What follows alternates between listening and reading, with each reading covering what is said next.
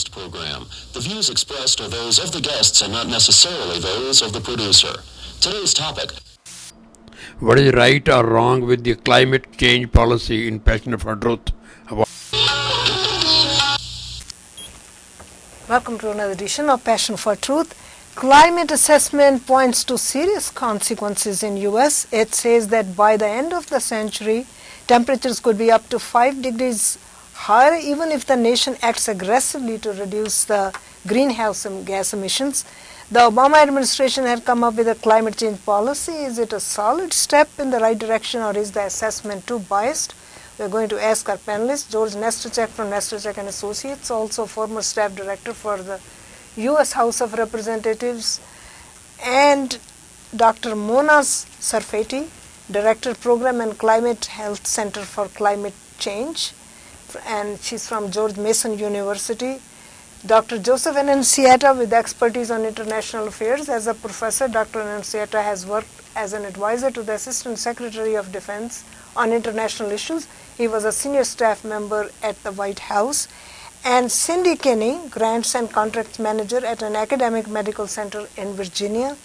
And Fred Peterson, a senior advisor to the members of Congress on defense and counterterrorism issues. Welcome you all.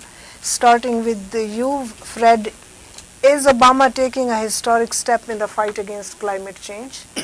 Well, he certainly is taking an historic step. I think it is not a step forward. I think it's a step backwards, because I think he has his analysis entirely wrong. I think he has his conclusions entirely wrong.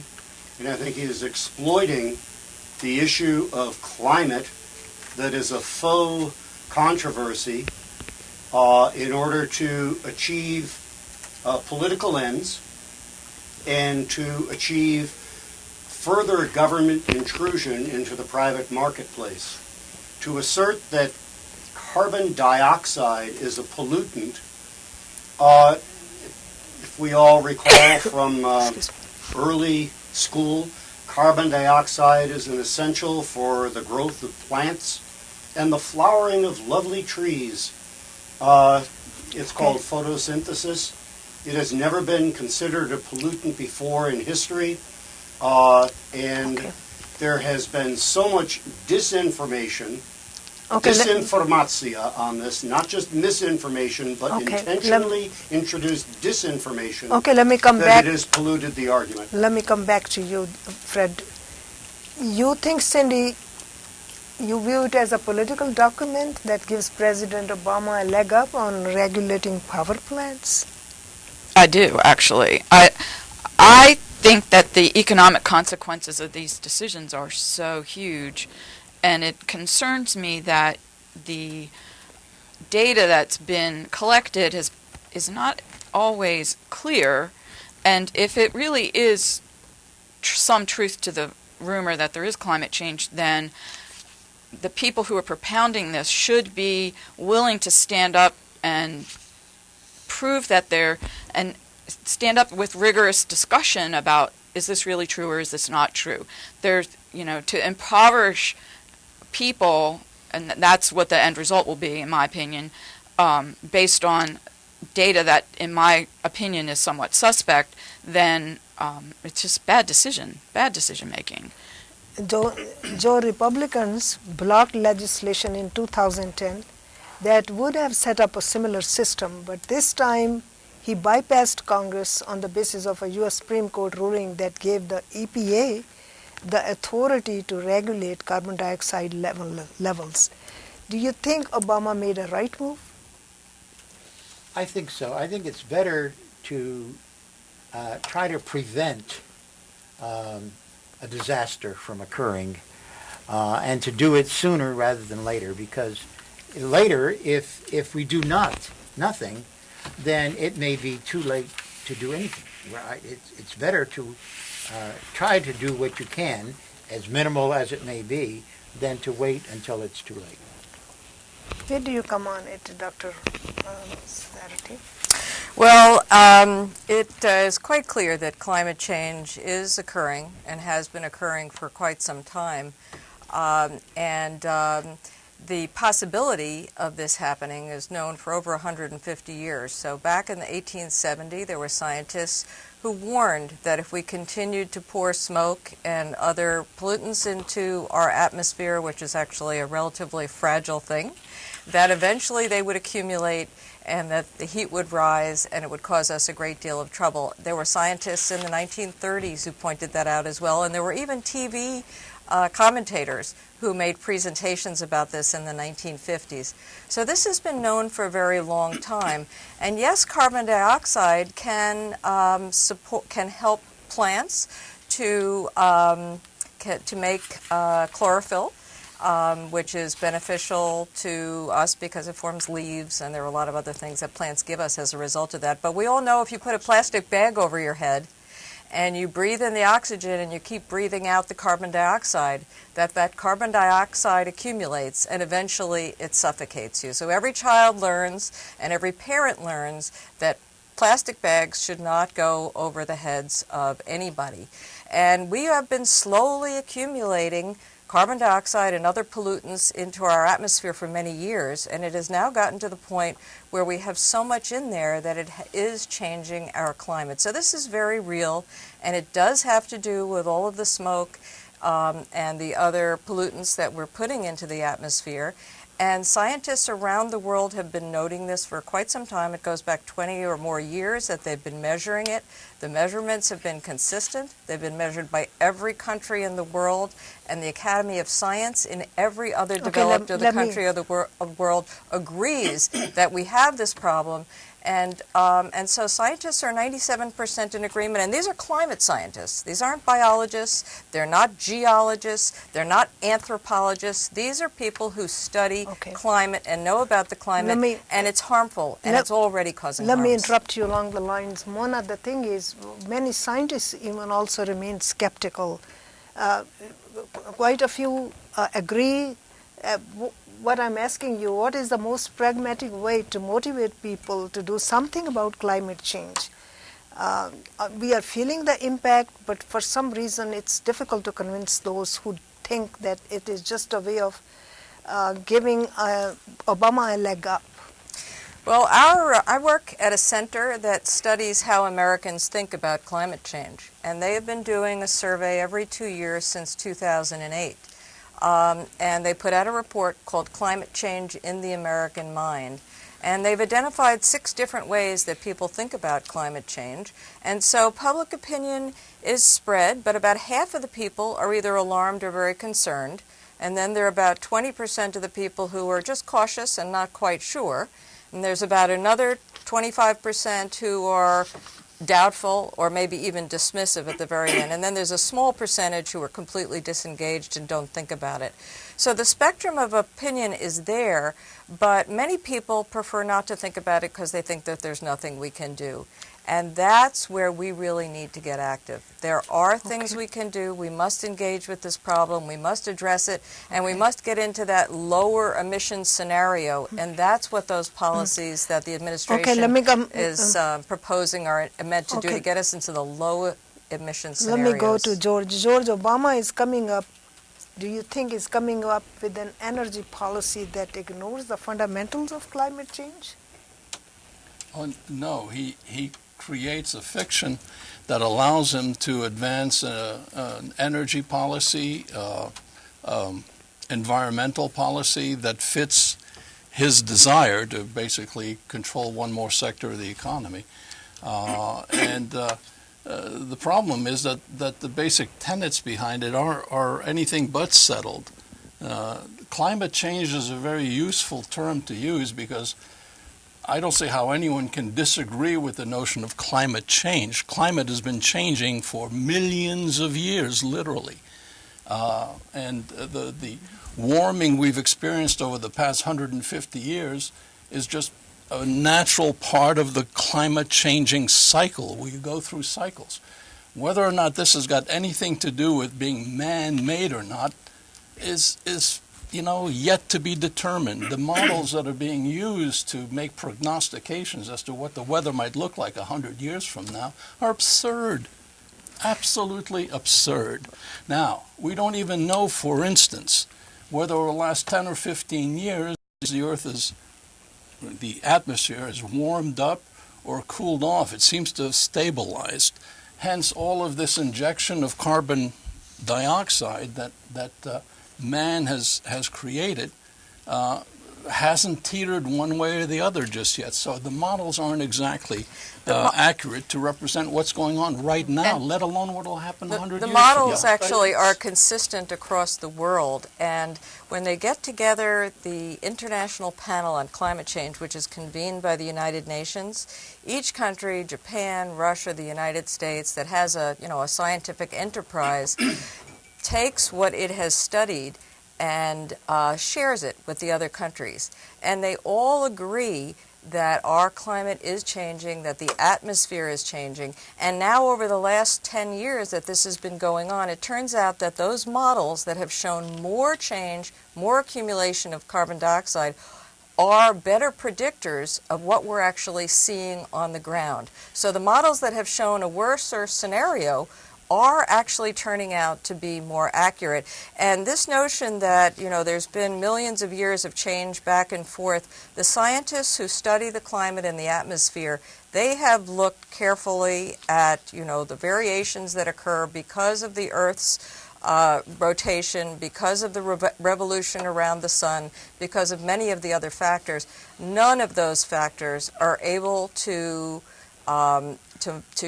predict what has actually happened to the carbon dioxide level in our atmosphere. Sharing of ideas here, and not just a monologue. Okay, go Would ahead. that be fair? Go ahead. Because it is not in dispute that climate changes. Why was Greenland called Greenland? Because it's a frozen waste of the north? No. Because they used to grow vineyards in Greenland when climate changed, and then the climate changed again, and the settlers from Norway and Greenland froze to death.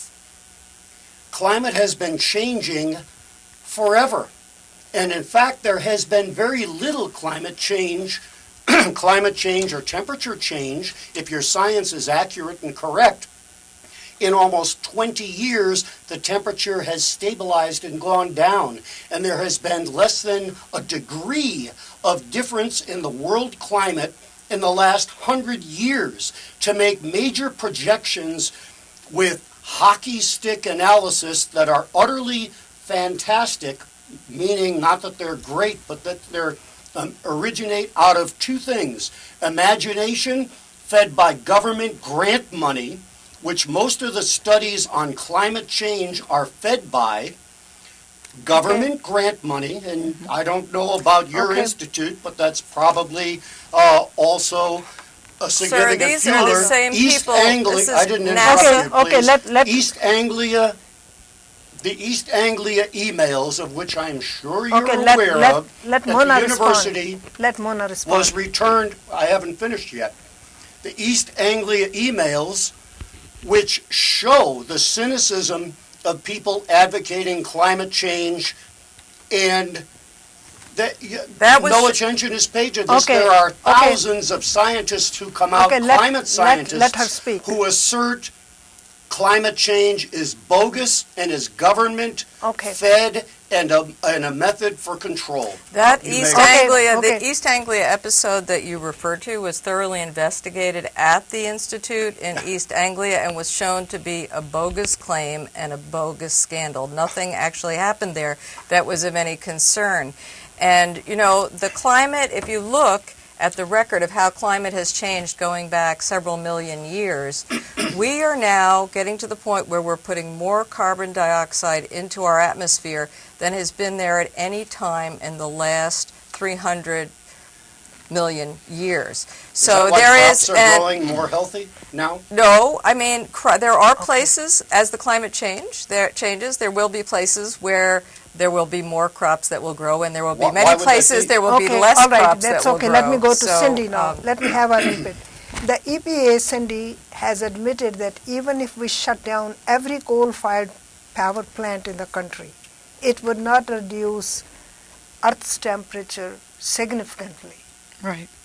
Is that true? Do you I- agree with that? I agree with that, exactly. I think that the other issue that, everybody's talking about man-made stuff. Well, the sun has a big influence, and so if you're all worried about climate change, the sun creates part of the climate, and the polar ice caps are melting on Mars now. Clearly, we didn't do that. So it makes sense that the sun's activity is affecting us too. The other thing is that calls into question the data that people keep talking about is when the Soviet Union dissolved, all the temperature recording stations in Siberia stopped participating because they didn't have the money to do it. So instead of going back and readjusting the data for those areas, it skews everything warmer. How can you trust that data? How can you make major policy decisions and major economic decisions when the data is skewed? And so who's going to benefit from that? Who's getting the money from that? I don't understand how one could say that the data is skewed when But if you don't the adjust... reports are that 97% of climate scientists throughout the world all agree that there is global warming. Now, the 3% that disagree, many of them, they're genuinely disagree, but 3% compared to 97% is overwhelmingly in favor of the determination that the world is heating up.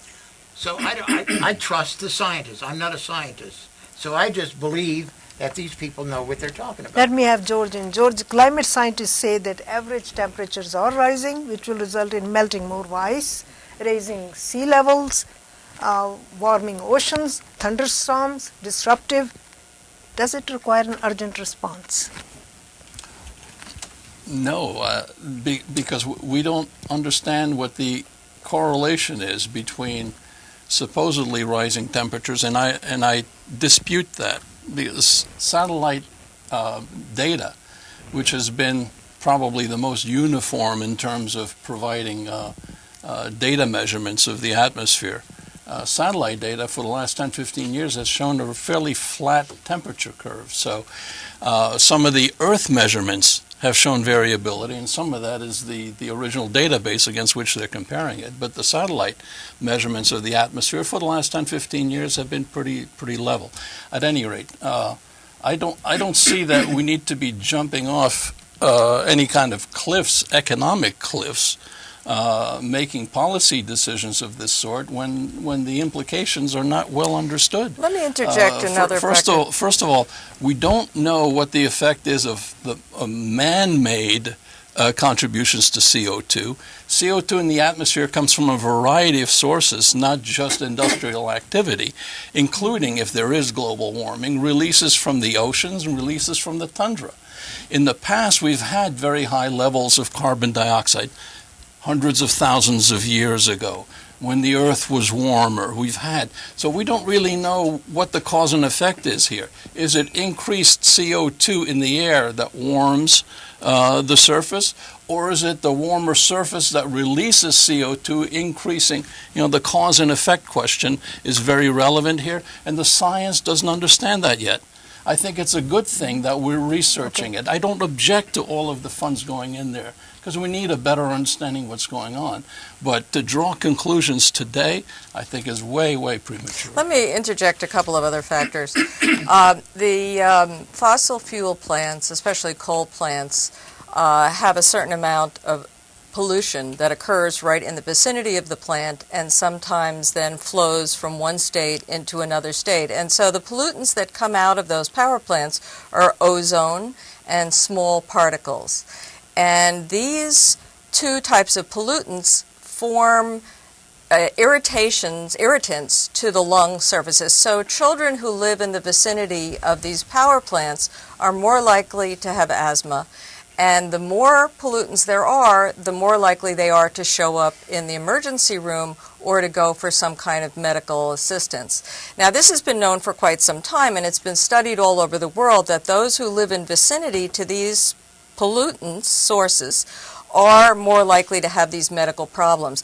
And as the Earth warms, more ozone forms, and the asthma and other irritation of the lungs actually gets worse. So we already have evidence that in places where there's more ozone because of more heat acting on the pollutants, we've gotten more visits to the emergency room, and they've been able to show that 10 years from now, by 2020, we'll have even more. And so those power plants are not just putting emissions into the atmosphere that's warming the atmosphere, they're also causing immediate unhealthful effects for people who live near them. The president has made progress with energy efficiency, but is increased production and export of fossil fuels offsetting it? That's what we are going to talk next. Stay with us, Passion for Truth.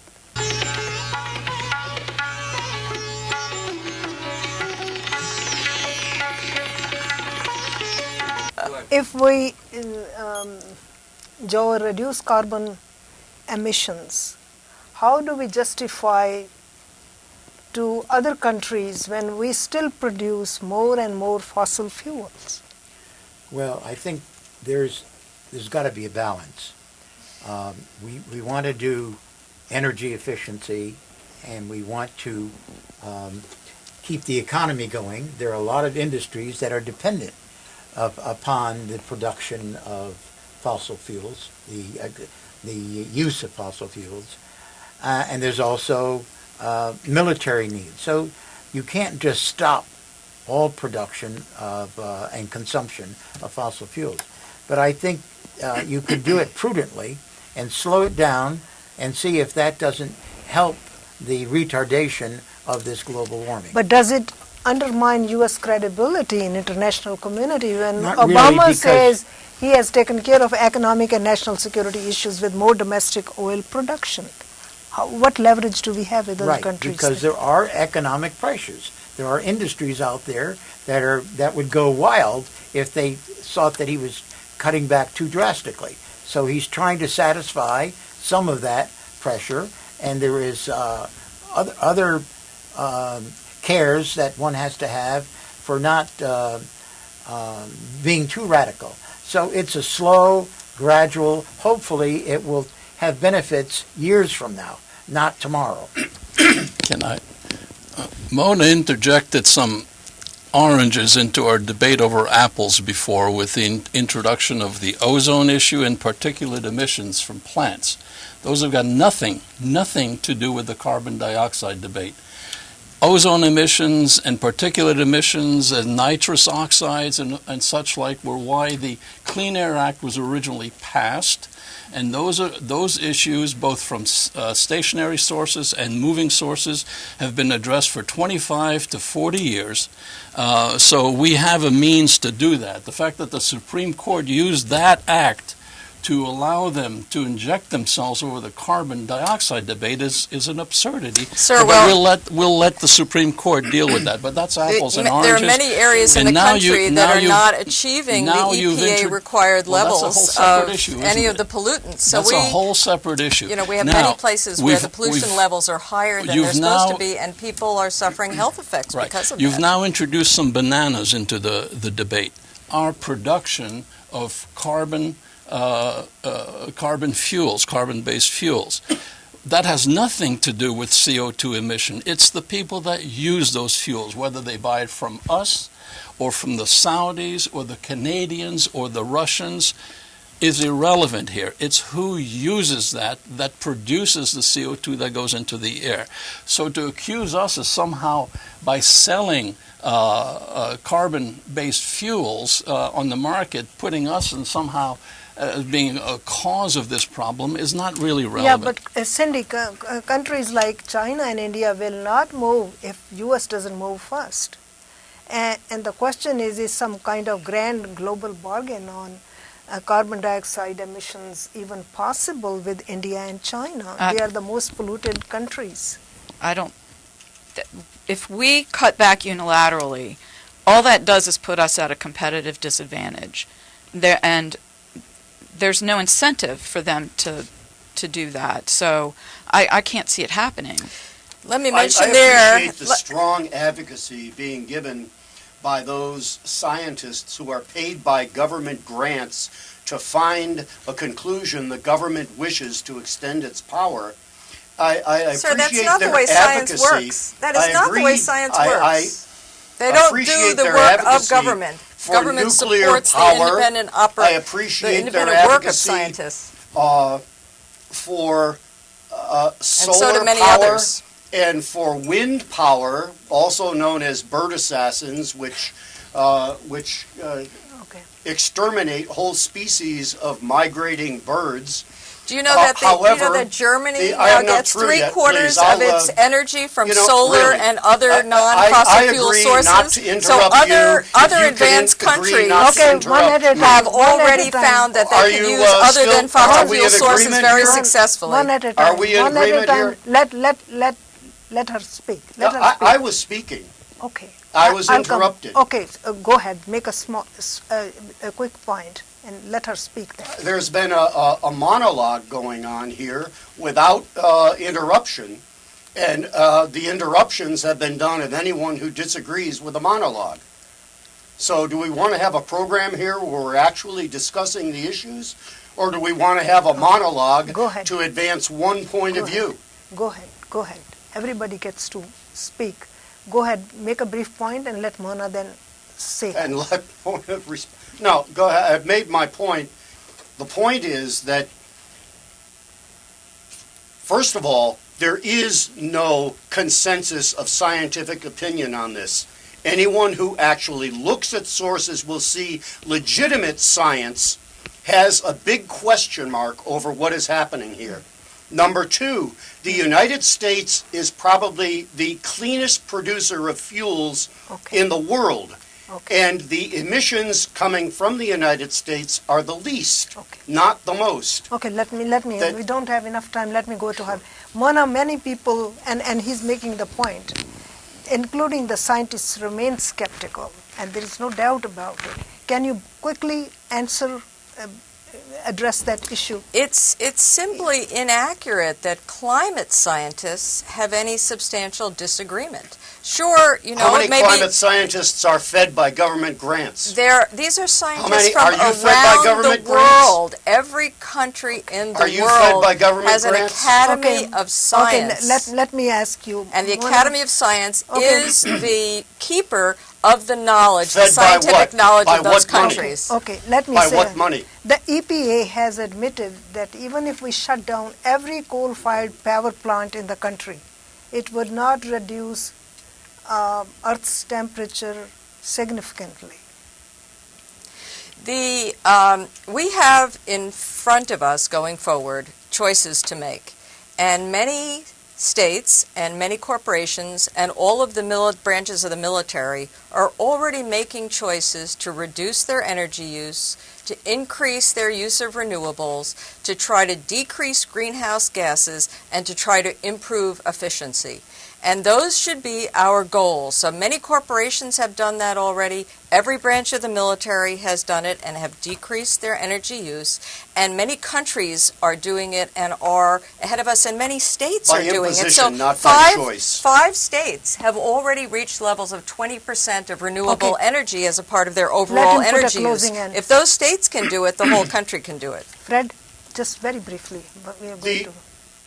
Military and the government, the corporations have been imposed upon, not convinced by evidence, but convinced by government fiat and by grant money given to scientists, in quote, that come up with phony data in order to convince simple minds into a question that is open.